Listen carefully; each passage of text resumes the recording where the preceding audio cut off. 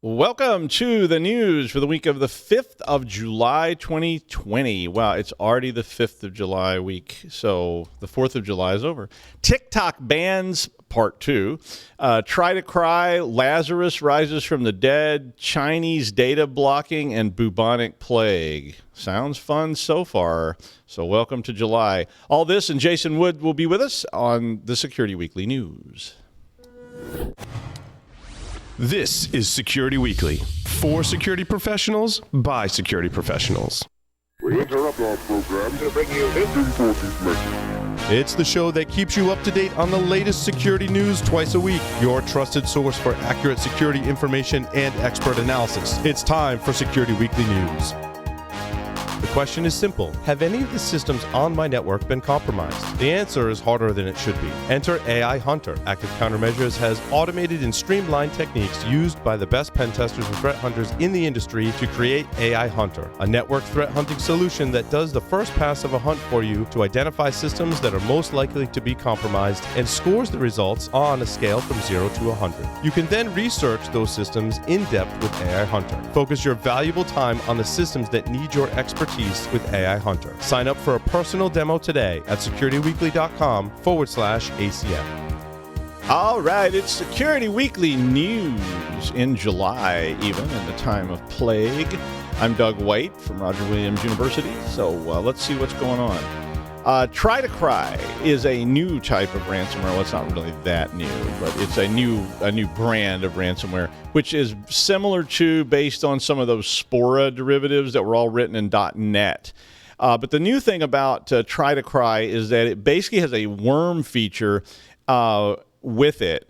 So it's based, I guess it's a derivative or similar to the stupid ransomware tree, which is on GitHub. So you can get that piece from GitHub if you're wanting to analyze it.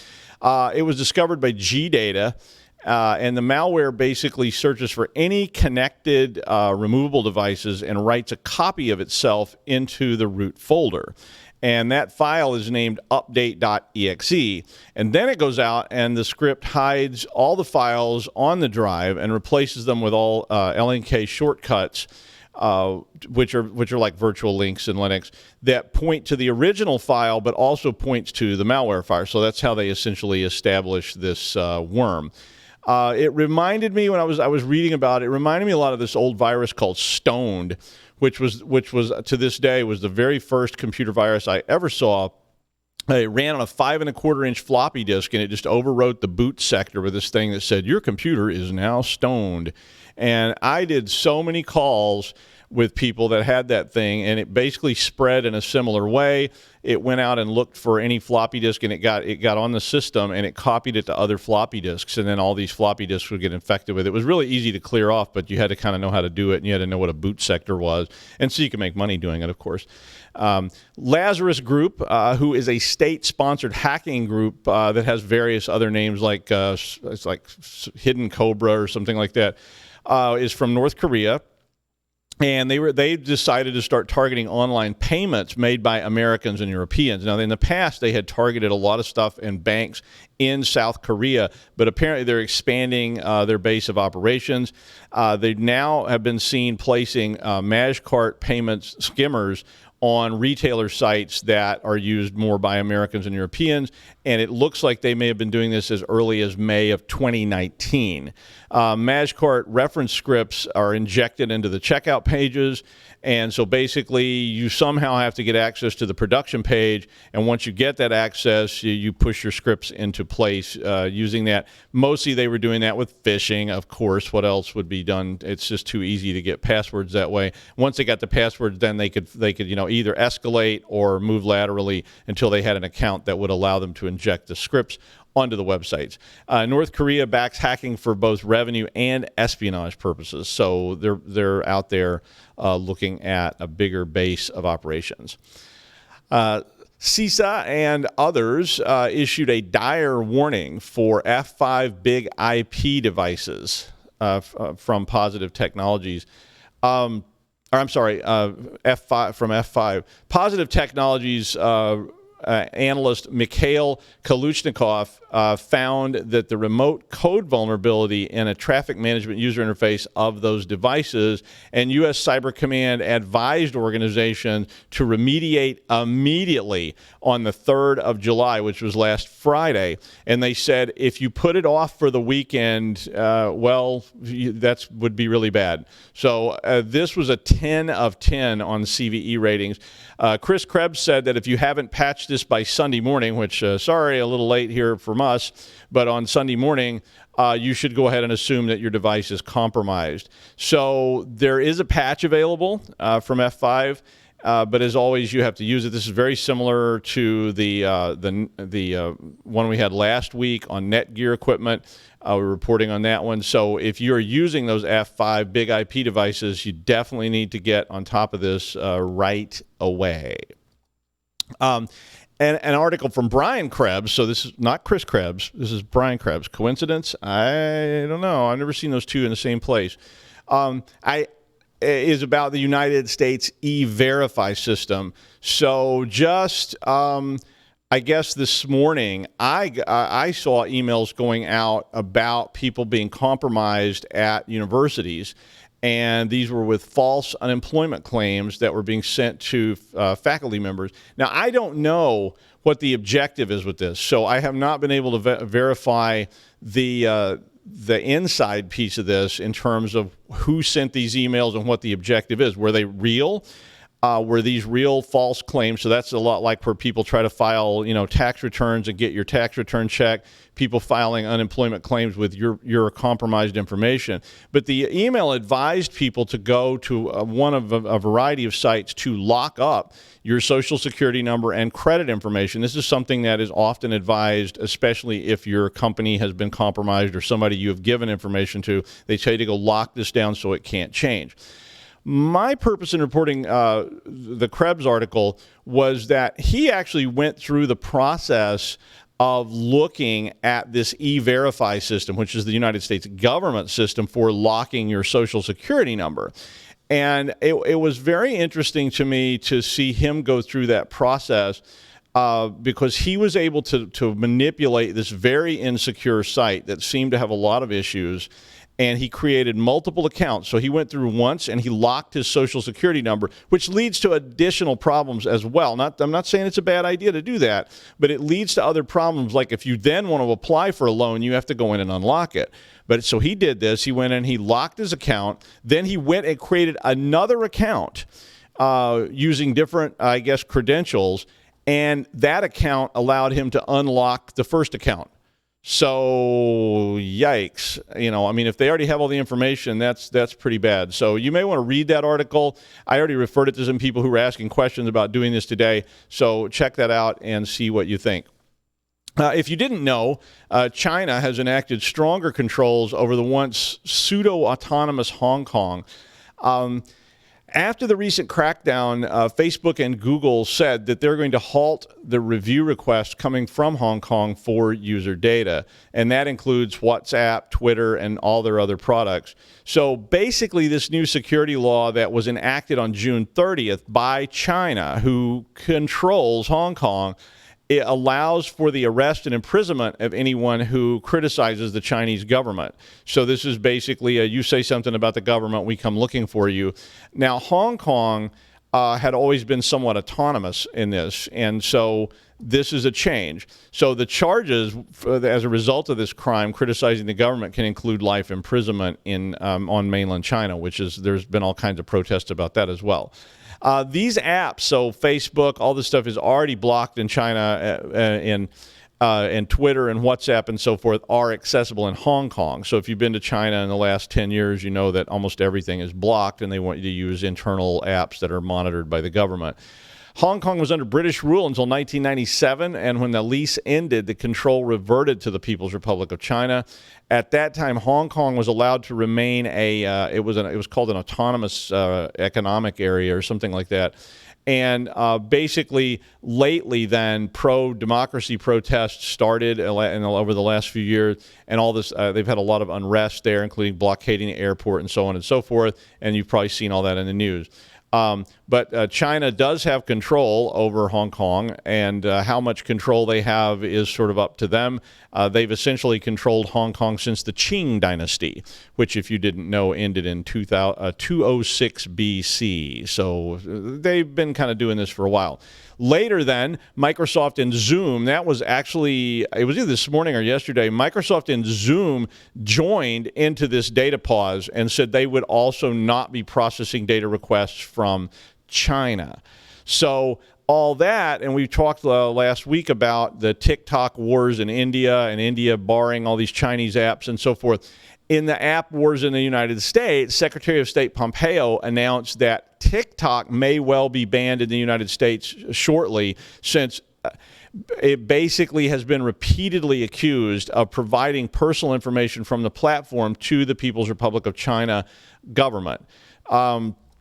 Now, for me, they already have all my information, since someone, an unnamed third party who seemed to be speaking Mandarin Chinese, I'm not sure, stole all our classified data in the OMB hack years ago. So China already has all my information, so I guess I could keep making TikTok videos, but I haven't made any yet, so I don't know. Last week, India banned TikTok and 59 other apps from China, and it looks as though with the Facebook moves, concerns about Chinese data collection, the U.S. may start moving off in this app war direction as well. I don't know how much of this is because they're actually giving data to China and how much is just political, but all of that is going on. At the same time, Facebook was already in hot water because Zuck had declined to limit hate speech on the platform in some fairly inconsistent ways. And so he suddenly got blasted in his wallet, which tends to get his attention, and a lot of advertisers started pulling out of Facebook.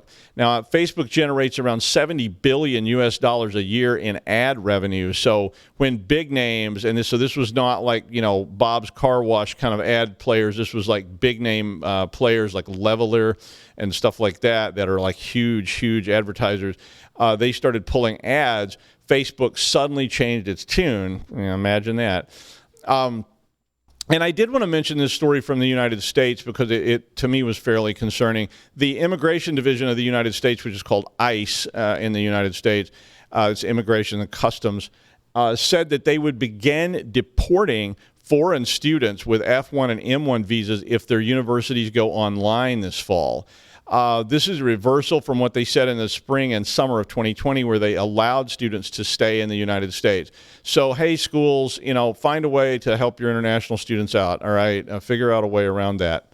And now, when he's not off shooting womp rats and thinking naughty thoughts in the deserts, he's always here helping us out with the news. Jason Wood joins us now with commentary on, okay, you're going to like this. Flashy Nigerian Instagram star was extradited to the United States to face charges for scams. So that ought to be that's a good one, Jason. I like that.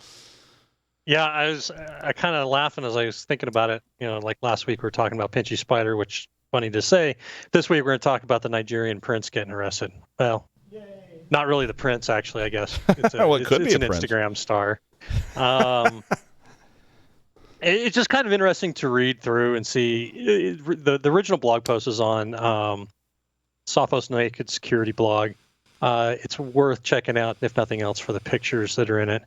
But basically, a gentleman named Ramon Alurana Abbas, a.k.a. Ray Hush Puppy or just Hush, was extradited to the United States to face charges for basically conning employees of various companies to wire money and send it off into a series of bank. They send it off into an account, and then it starts getting filtered around through other banks and stuff like that to basically hide where it's going. And he was doing money laundering and whatnot, or is accused rather of doing money laundering for this type of scam. What was kind of interesting about this, obviously, is Abbas is living in a place where they don't have extradition treaties and stuff like that, so no worries, and therefore he has his Instagram account with something like 2.4 million followers, where you can see cool pictures of him with flashy cars, and I think one of them is he's lounging on a private jet, heading off somewhere. But he made the mistake of heading off to the United Arab Emirates, or UAE, which did have an extradition treaty. That he got picked up, was arrested, and is either on his way to Los Angeles or is there now to be facing charges based on his activities. According to his Instagram account, he's actually a real estate developer, and that's supposedly the source of his income. The FBI disagreed about that. What I thought was, you look at these scams. What are the scams that he's running, and why does that matter to us?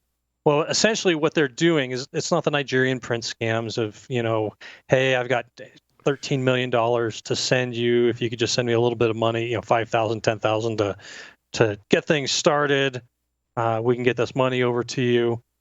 Instead, what they're doing is stuff like either compromising a company's email system and sending emails out as somebody, or they're just spoofing emails for that person, or they, some kind of common misspelling. Doug and I were talking before the show where that had happened at an organization he knew of that just had a slight misspelling in the CFO's name, and that was used in a spoof email. Sends it off to somebody in the company or another company that they're doing business with and saying, hey, we need to wire X amount of money over here for some purpose. And the person who gets that, thinks that they're talking to the CFO or the CEO or, whatever it is. And it's kind of common for them to send out money on a fairly regular basis from these emails that have probably happened internally. And so they wire the money off. According to the FBI complaint, the transactions could get pretty dang large. In one example, they tricked a paralegal at a New York law firm into sending slightly over $900,000 US. And this was essentially for some kind of real estate transaction that was supposedly occurring. It seems wild to me that a paralegal would be able to send that much money, but I imagine this law firm deals in those types of sums all the time, and this is probably not that unusual. But there weren't any, verifications going on here. It was just all being done over email. In another case, a non-U.S. based financial institution was conned into sending Lazarus Group nearly $15 million US. What I think is interesting about this is, to me, it seems like it would be pretty beneficial to have some kind of system to check and validate that this is a legitimate request outside of just getting an email and saying, hey, send $1 million over here. But, somehow through these emails, the scammers are able to establish enough credibility with the person. And like I said, probably part of their normal business process anyhow, that they agree to send, out a lot of money to, some bank account that's been specified. Obviously, how they organize this and what Doug and I were talking about examples of, again before the show, but we were talking about examples of folks who had some very high level of authorization to send money without having to check in with anything. So, it's just one of those things that are out there, but it's certainly an area where businesses should look at having a process that provides some checks here to make sure they're not getting conned. One of the FBI's recommendations to prevent being scammed is if you get an email from the CEO telling you to wire off money, or the CFO, walk down the hallway, stick your head in their office and make sure that was legitimate. Or really just have some other mechanism other than a single or a few email messages to validate whether or not this is real, whether face-to-face or voice communications. I'd also like to comment, just as kind of an awareness feature or bit of something to be aware of. A lot of these emails are going to add an urgency of time pressure to you. You're going to feel like if you got one and this is part of your workflow, it's going to say, hey, we've got to have this done by tomorrow morning, need to get this out really fast, or we're going to lose this big deal, and yada, yada, yada. And so you start feeling pressure to get it done and respond in a hurry. And even if you do have some of these checks in place, or you sometimes will follow up with person to make sure it was valid. That pressure makes us more likely to skip those extra checks, because we're worried about making an executive angry or blowing some kind of business deal. So it is a pretty it's a pretty bad kind of scam, particularly when you get some organizations, they can absorb a blow of $1 million or even $15 million like we have here, but I've heard of other smaller organizations being hit that they have $400,000 that's kind of common with them, but that kind of interruption in cash flow can tube the company, and then the company goes down, everybody loses their jobs, and that has a serious impact. In the blog post by Naked Security, they talked about the prison time that Abbas may be facing if he's found guilty of these charges. He does have obviously facing some time in jail with this. Maximum term is up to like 20 years, but realistically he probably won't be facing that. It's really rare to see that it taken that far. Honestly, if he's being found guilty, I have a hard time finding myself feeling too guilty for him, or sympathetic rather for him, just because, reading what the impact of these scams have on small businesses and stuff like that, is pretty heartbreaking when you see somebody lose everything they've been working on for years, and all of their employees are out of work and whatnot. But, and arresting Abbas obviously is not going to put an end to this. He's just one of the people out here doing this. But it puts a little bit of a ding in these type of operations, and that's not a bad thing either. If you'd like to check out and see a little bit more information about how they did the scam, how money gets laundered around and stuff like that, you can go ahead and go to the show notes, take a look at the original blog post.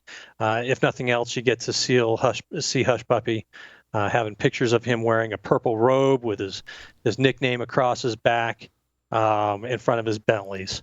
It looks kind of, the photos are pretty interesting. He definitely was living the life.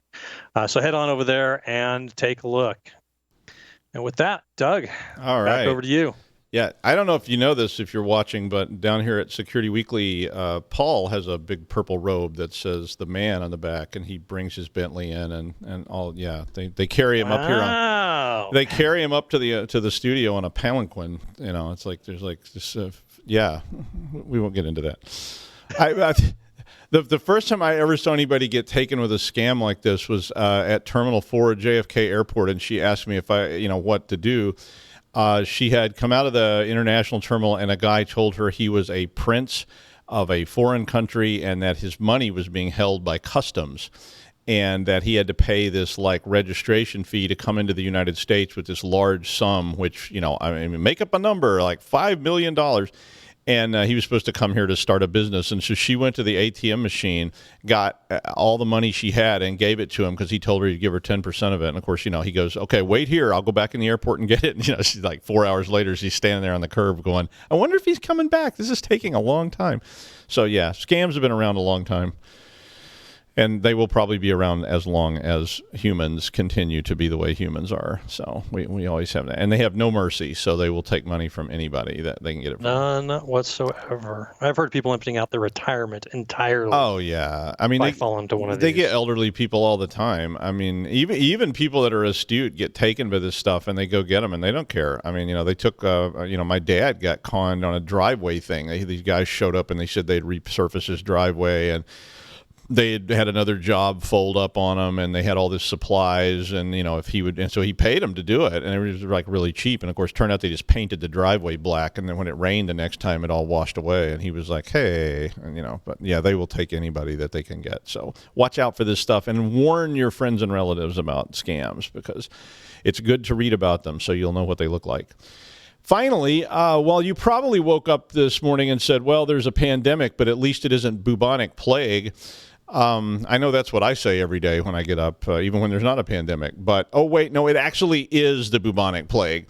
So China just announced the diagnosis of some cases of bubonic plague in Mongolia and Inner Mongolia.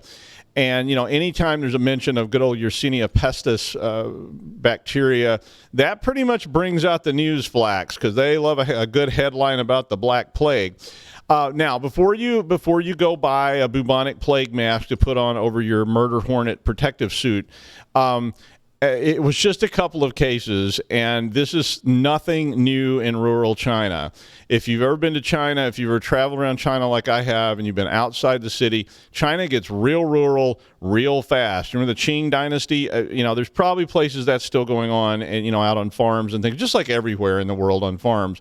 But occasionally these things do show up. China says they got it under control. They do have it. So worry about the current coronavirus pandemic. Please wear a mask to protect all the old people and vulnerable people. That's why you're wearing it. And that's the news for the time of multiple plagues. I'm Doug White. Thanks for joining us for Security Weekly News. I'll see you on Friday with the Security Weekly News wrap-up.